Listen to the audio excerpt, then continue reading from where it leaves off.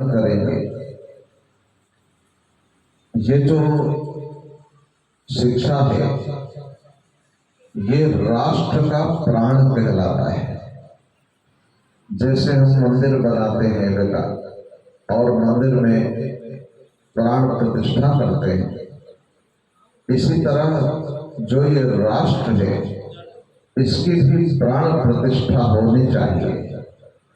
और जो प्राण प्रतिष्ठा है तो वो शिक्षा है। जब राष्ट्र में प्रत्येक बालक, प्रत्येक ब्रह्मचारी जब शिक्षा प्राप्त करते हैं और शिक्षा प्राप्त करके जब वो ऊंचे बनते हैं तभी राष्ट्र की प्राण प्रतिष्ठा मानी गई। और इसमें आचार्यों का बड़ा योगदान होता है। तो हमारे सर्वेशी और उनके साथ जो भी आचार्य वृंद इस महासत्र में जुड़े हैं वो बड़ा पुण्य कार्य कर रहे हैं, क्योंकि जो शिक्षा है ये प्रत्येक मानव का धर्म है। इसलिए नीति शास्त्र में लिखा है, माता शत्रु पिता बैरी ये न बालो न पाठता। वो माता शत्रु के समान और वो पिता बैरी के समान है जिसने अपने बालकों को शिक्षित नहीं किया, शिक्षा नहीं दी। और अगर उसने शिक्षा प्राप्त नहीं की तो न शोभते सभा मध्य हंस मध्य बकोय था। जैसे किसी सभा में जाओगे, हंसों की सभा में जैसे बगुला शोभा नहीं देता, इसी तरह विद्वानों की सभा में जब जाओगे और आप शिक्षित नहीं होगे, आपको शिक्षा का ज्ञान नहीं होगा तो आपका सम्मान नहीं होगा। तो अगर सम्मान पाना चाहते हो, सम्मान देना चाहते हो तो शिक्षा ग्रहण करो। जो पिता हैं उन्होंने आपका नाम लिखवाया। जब हमारे आचार्य जी उन परिजनों को मिलते हैं तब उनको ये कहते हैं कि अपने बच्चों को हमारे विद्यालय में भेजो। तो वो स्वीकारते हैं माता पिता कि हमारा बच्चा अज्ञानी है, इसको ज्ञान प्रदान करना है, ज्ञानी बनाना है। कल हमको किसी ने पूछा कि ज्ञान किसे कहते हैं। सब लोग कहते हैं ना कि ज्ञान प्राप्त करो, तो ज्ञान किसे कहते हैं?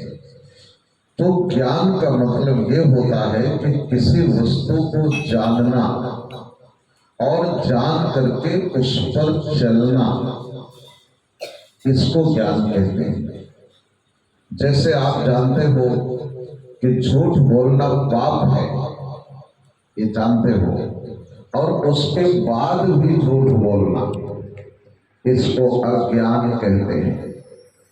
और झूठ बोलना पाप है ये जानकर झूठ ना बोलो तो वो ज्ञान कहलाता है।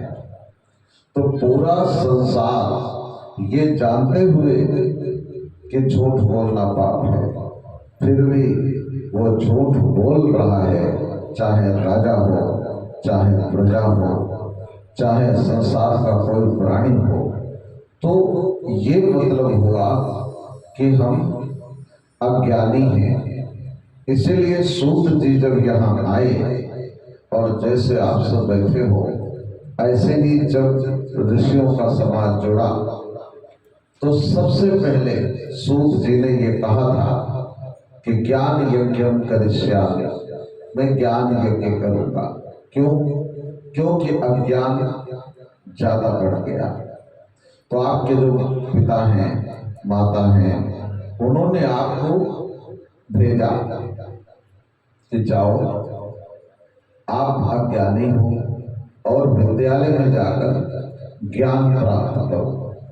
और जब बेटा यहाँ पढ़ोगे, अध्ययन करोगे, सीखोगे, सीखने के बाद माता पिता पैसे देते हैं और पैसे देकर कि जाओ हमारा बेटा विद्यालय में जाएगा।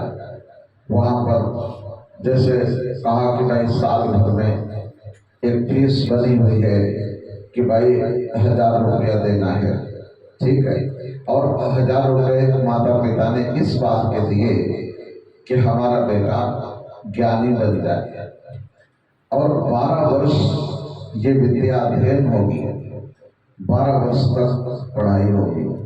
12 वर्ष के पढ़ने के बाद जब अपने घर लौटोगे तब पिताजी आपसे पूछेंगे कि हमने विद्यालय में आपको भेजा था, तो वो कैसे जान पाएंगे कि आप ज्ञानी बन गए? क्योंकि उन्होंने तो पैसा दिया, और बच्चे ज्ञानी नहीं बने तो पैसा बेकार हो गया। और अगर ज्ञानी बने तो इसका प्रमाण क्या है?